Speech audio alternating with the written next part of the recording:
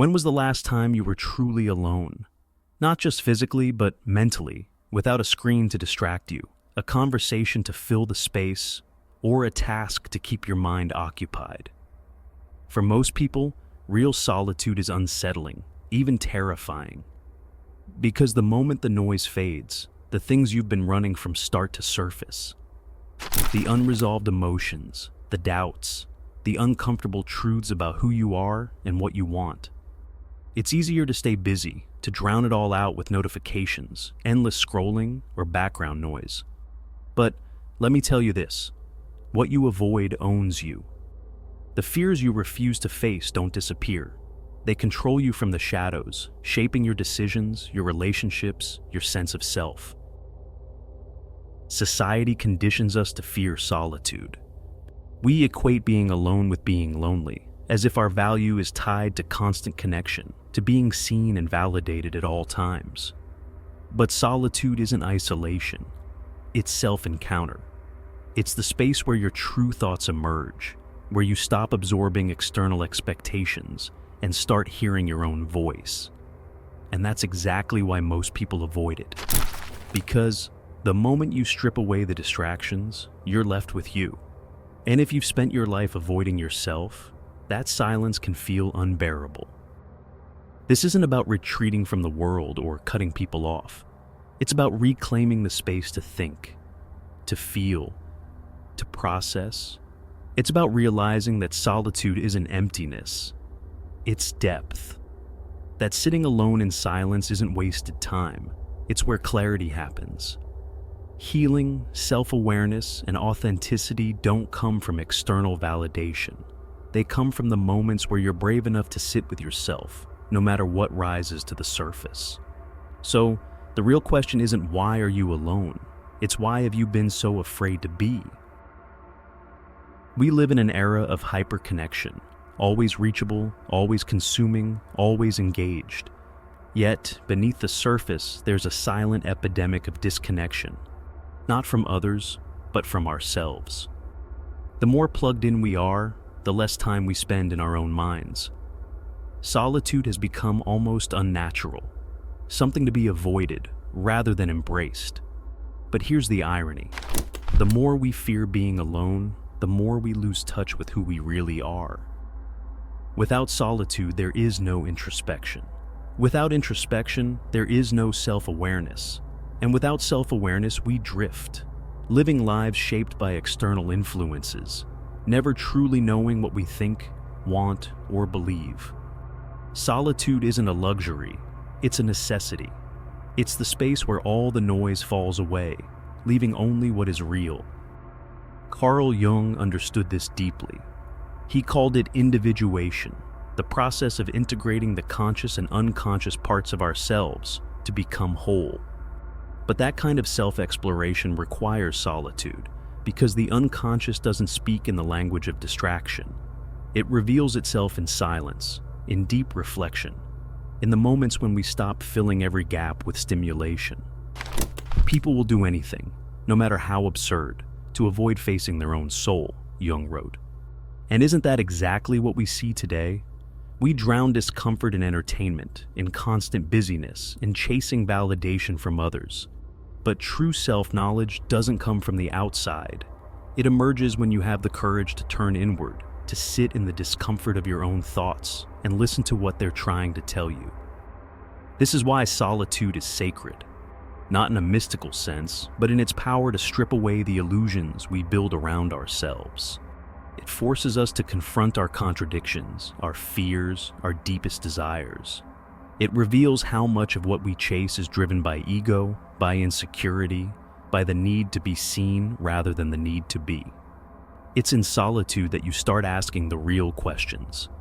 What do I actually want? Who am I without the roles I play for others? What parts of myself have I buried to fit in? These are not comfortable questions. They are not the kind of questions that come to you in a crowded room or in the middle of scrolling through your phone. They require space. They require you, alone, facing yourself without escape. But solitude isn't loneliness, it's self-reclamation. It's where you stop being a reflection of the world around you and start becoming an individual. It's not about withdrawing from life, but about stepping into it fully, armed with the clarity that only comes from knowing yourself. Because to be honest, until you've spent time alone, really alone, you're not living as yourself. You're living as an echo of everything that has shaped you. And that's the difference between merely existing and truly becoming. Most people don't avoid solitude because they dislike being alone. They avoid it because of what they might find in the silence. The moment distractions fade, suppressed fears, regrets, and unresolved emotions begin to surface. The things you've buried don't disappear. They wait, lingering beneath the noise, revealing themselves in fleeting anxieties, sudden mood swings, and unexplainable restlessness. Solitude strips away the masks, forcing you to face what you've spent years avoiding. This is why people drown themselves in work, in relationships, in social media. Because if they keep moving fast enough, maybe they won't have to hear the thoughts creeping in at night. But avoidance isn't freedom. It's a slow suffocation of the soul. And the longer you run from yourself, the more lost you become. Carl Jung called this the shadow self, the hidden, rejected parts of you that don't fit the image you want to present to the world. The anger you suppress to seem agreeable, the insecurities you mask with confidence, the pain you downplay to avoid appearing weak. Over time, these fragments of your psyche don't just stay hidden, they influence your choices from the background. They manifest in destructive patterns, in unexplained self-sabotage, in an emptiness that no amount of success or validation can fill. Jung warned that what we repress doesn't disappear. It controls us in ways we don't recognize. And the only way to break free is to confront it, to sit in solitude, to meet the parts of yourself you've been running from, and to stop pretending they don't exist. But confrontation is uncomfortable, which is why most people turn to distraction. Social media, relationships, entertainment, these things aren't inherently bad, but they become dangerous when used as an escape. When your worth is built on how many people validate you, when your identity is shaped by external noise, when silence feels like an enemy, it's a sign that you've become a stranger to yourself. And yet, distraction is seductive. It offers temporary relief from discomfort, a way to silence the internal battles without actually resolving them. The reality is that no amount of external validation can fix what's broken inside. And the longer you avoid yourself, the harder it becomes to recognize who you truly are. Healing isn't found in avoidance, it's found in courageous solitude. It's found in the willingness to sit in discomfort, to let painful memories surface without immediately numbing them, to acknowledge your flaws without letting them define you. Most people misunderstand healing.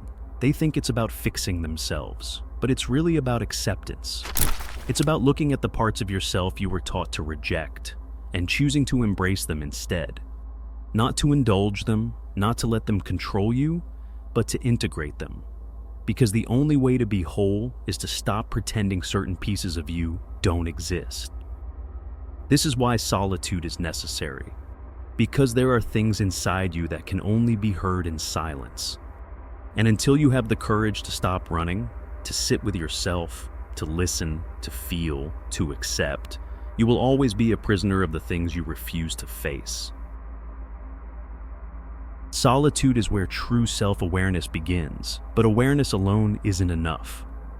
Thinking about your pain and feeling it are two entirely different things. Most people intellectualize their suffering. They analyze it, rationalize it, explain it away. But real healing doesn't happen in the mind. It happens in the body, in the raw, unfiltered experience of emotion. Pain that isn't fully felt doesn't disappear.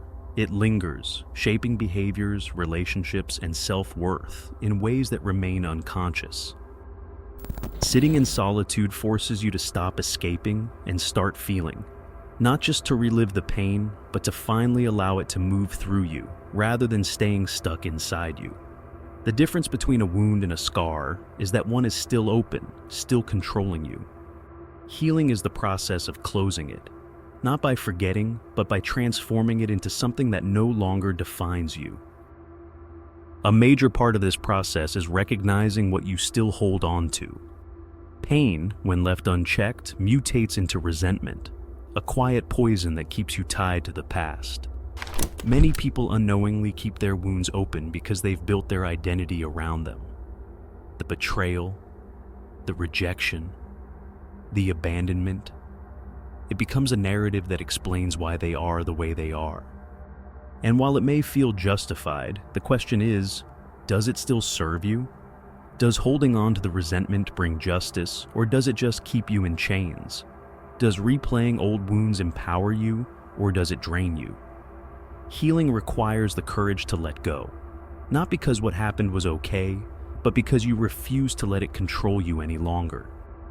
And that's where forgiveness comes in, not as some moral obligation, but as a tool for your own liberation. Forgiveness isn't about excusing the past, it's about reclaiming your future. It's about releasing the grip that certain experiences or people have over you. It doesn't mean forgetting or reconciling, it means deciding that you won't let anger or pain dictate your life. Many people resist forgiveness because they see it as weakness, as letting them off the hook. But in truth, it's an act of strength, because it means you are no longer willing to let what broke you keep breaking you.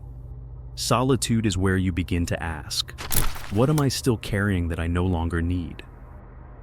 Being alone also reveals patterns, the unconscious cycles you keep repeating.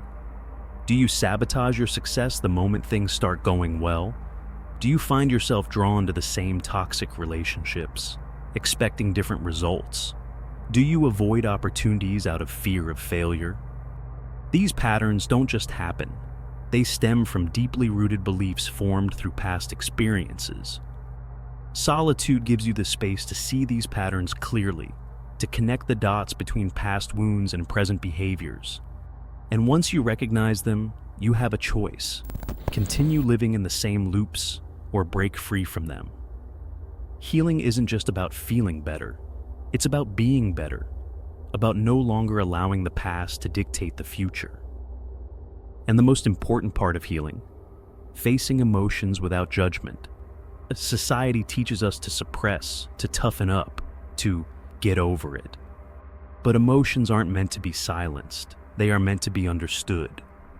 The more you suppress, the more control they have over you. True healing happens when you allow yourself to fully feel grief, anger, regret, sadness, without labeling them as weakness. Emotions are messengers, revealing where you are still wounded. Sitting with them, processing them, accepting them, is what allows integration to happen. Because at the end of the day, healing isn't about erasing the past. It's about transforming it into wisdom, strength, and self-ownership. And that can only happen when you stop running from yourself. Who are you when no one is watching? Not the version shaped by expectation, not the identity built for approval, but the real you, the one that exists beneath the roles, beyond the performances. Most people never meet that version of themselves because they have spent their entire lives adapting, molding, becoming what the world wanted them to be. We learn early on which parts of us are acceptable and which must be hidden. Over time, we don't even realize we're wearing masks. We just call it being normal. But authenticity isn't something external. It's not found in rebellion or forced uniqueness. It's about peeling away the layers of conditioning and asking, what actually resonates with me?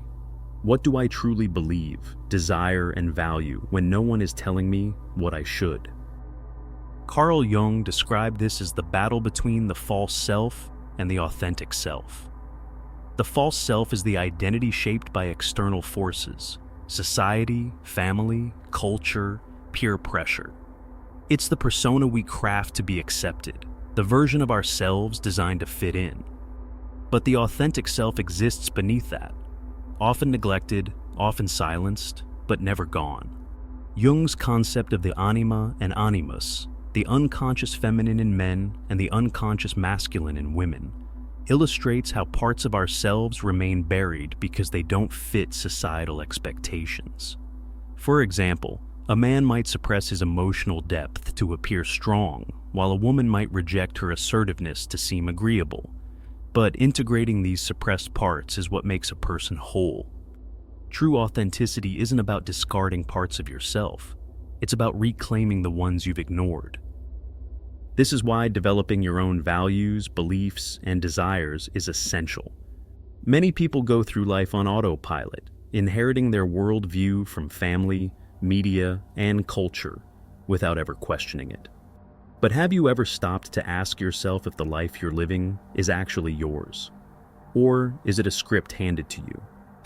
True authenticity comes from defining your path, not out of defiance, but out of deep self-understanding. It's about recognizing when your beliefs are actually yours and when they are just echoes of someone else's voice. It means being willing to stand alone in your truth, even when it goes against the current. That's the difference between living a life of quiet conformity and one of true ownership. And when you begin to live authentically, something shifts. Creativity, purpose, and self-expression come alive. The more in tune you are with your real self, the more naturally your gifts emerge. Passion isn't something you force. It's something you uncover when you stop trying to be someone you're not. The greatest thinkers, artists, and innovators weren't just talented. They were themselves in a world that tried to make them otherwise. The same applies to you. Your greatest potential doesn't come from imitation. It comes from embracing what is uniquely yours. And the more aligned you become with your true self, the less you need validation, the less you seek permission, and the more you live, not as a reflection of others, but as who you were always meant to be. The world is loud, but your soul whispers. Will you listen? Most people won't. They'll keep running, filling every empty space with noise, mistaking distraction for meaning. But deep down, there's a part of you that knows that something feels off, knows that there's more to you than the roles you play, knows that you've been avoiding a truth that only silence can reveal. Solitude isn't about escaping the world. It's about returning to yourself. It's about creating the space to ask, who am I when everything else falls away? That question is terrifying to some. But to those willing to answer it, it's the beginning of something real. Solitude is not emptiness, it's fertile ground. It's where you unlearn the lies you've been told about yourself, where you break free from patterns that no longer serve you, where you heal not by forgetting the past, but by integrating it into your growth. It's in solitude that you start to see clearly. The beliefs that were never yours, the desires that were conditioned into you, the potential you've been too afraid to embrace. Being alone doesn't mean being lost. In fact, it's the opposite. It's the moment you stop drifting and finally take control of where you're going. You are not broken. You are not missing anything. You've just been avoiding yourself. And now, you have a choice. Continue filling the silence with distractions, or step into it with courage. No one else can do this for you. No one else can tell you who you are. But if you're willing to sit with yourself, to listen, to trust that everything you need is already within you, then you'll realize you were never lost. You just needed to come home.